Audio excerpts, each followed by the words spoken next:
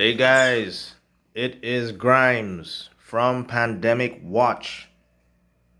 Like, comment, and subscribe for new content on the coronavirus. Now, guys, today I'm going to be talking about the differences between Spanish flu and the coronavirus, COVID-19. Okay, so I want you to watch this video to the end. It doesn't matter what you think about me, whatever. I want you to watch this video to the end because here's why. The stuff in this video could save your life, or it could save the lives of your family members and friends. I want you to watch this video to the end because some good stuff I'm putting in, okay? That's all I want. One favor from you, watch this video till the end. Now, there are two major pandemics that have happened within the last century. The first one is the Spanish flu, and the second one is what we're experiencing today, which is called the coronavirus, COVID-19. Now, COVID-19 is a disease caused by SARS-CoV-2, which is the virus. So it's a virus that causes a disease, similarly to the way that HIV causes the AIDS syndrome, or the way that the human papilloma virus causes cervical cancer. So we're dealing with a disease here. Now, I'm going to explain some reasons why the Spanish flu and the coronavirus are similar but different. So I'm going to be comparing them, which is worse. Which is worse, and what should we learn from the past in order to save lives today? Because we're going through a crisis right now. We're going through a crisis, okay? Going through a crisis right now in Italy. A lot of deaths, man. In Lombardy especially. Spain right now has taken over the death toll in Europe. United States is coming close.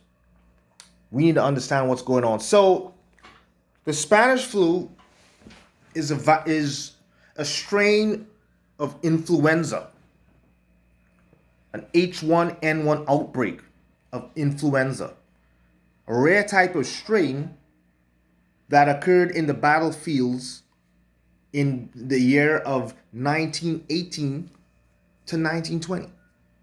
So it occurred on the battlefields of World War I. That's the first thing. The French battlefields, the British battlefields. And because of the conditions within the battlefields, and not only that, the overworking of the soldiers in these trenches, the rats, the rodents, all these kinds of stuff, bugs, weakening the immune system of the troops. The virus started to spread and mutated within these locations on the trenches. Some of the soldiers, my friends, were cut short and sent back home because they were sick. This virus started to mutate. Now the flu, it began to mutate into something more serious. The virus began, long story short, it spread between the United States, England, Germany, Italy, all over Europe, all over the United States. And this is when we started to get problems. The Spanish flu is a lethal flu. And the thing about it is that during this period of time, guys, the press, the media kept silent. They didn't want anybody to know about this thing. They put it under the rug for months. Nobody knew what was going on, man. Nobody knew what was going on. And it started to spread so much all over Europe, all over the States. However, this is World War I. So they wanted to keep a low profile, so not as to reduce the morale of the troops. And not only that too, but to make sure that the morale of the adversary gained confidence. So when they saw, okay, these guys are sick, they made a preemptive attack. They didn't want it to happen. So they had to keep a strong image. The Spanish now, who were neutral during this wartime period, decided, hey, we're neutral, but we're going to let everybody know what's going on. We want to let people know there's something going on, and they began to report incidences of a flu, an H1N1 outbreak. People now hearing about this say, oh, hey, this must have come from Spain. Call it the Spanish flu. The Spanish flu now, guys, was the worst pandemic we ever experienced. And in my opinion, I don't think that the coronavirus, guys, could compete with it. I just don't think the coronavirus could compete with the Spanish flu. I just don't think so. The Spanish flu is such a powerful virus, guys. Powerful strain of H1N1 that it is considered like the SEALs Team 6 of viruses, guys. Now this is a virus. This is not a plague. This is not a bacterial infection. This is a virus, right? But the thing about the Spanish flu is when we're comparing it to the H1N1, to the coronavirus, the Spanish flu is stronger. And I'll give you an example why. The Spanish flu had a killing rate of 2.5%. It killed between 70 million and 50 million people worldwide, guys. Regardless of temperature, regardless of region, this stuff struck all over the world. Everywhere, all over the world. So places like Papua New Guinea, the Fiji Islands, up north Alaska, were affected the worst, especially the native Indians, because they are not used to the virus in that particular country. They're not used to it, and they were hit the worst. They had no herd immunity, especially when it came to these viruses. No herd immunity. So, what does it say?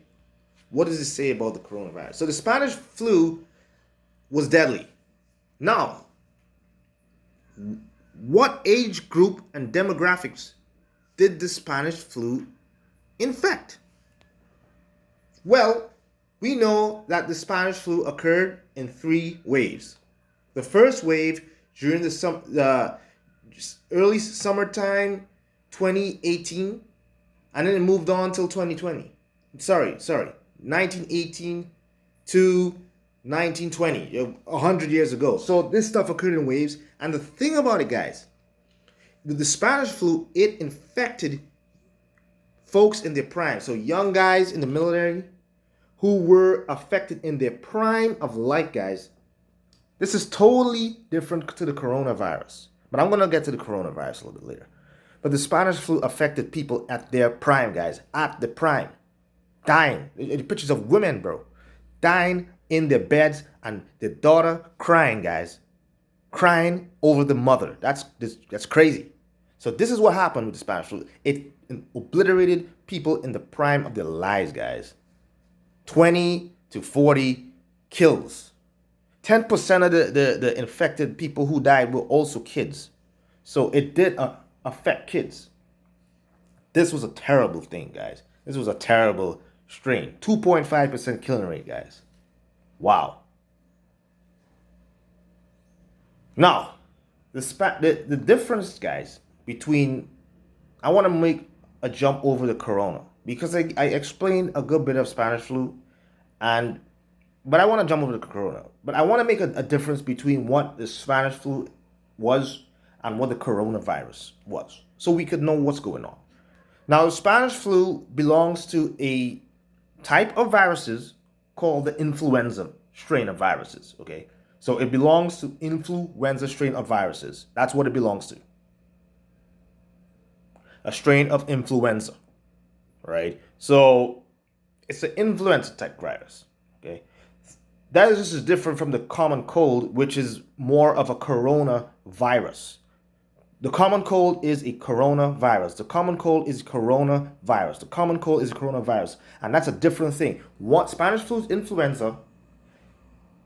The COVID-19, what we're experiencing, SARS-CoV-2, is a type of coronavirus. And what makes it corona is because the corona is known in Latin as crown. So the proteins at the top of the coronavirus look like crowns, look like a crown.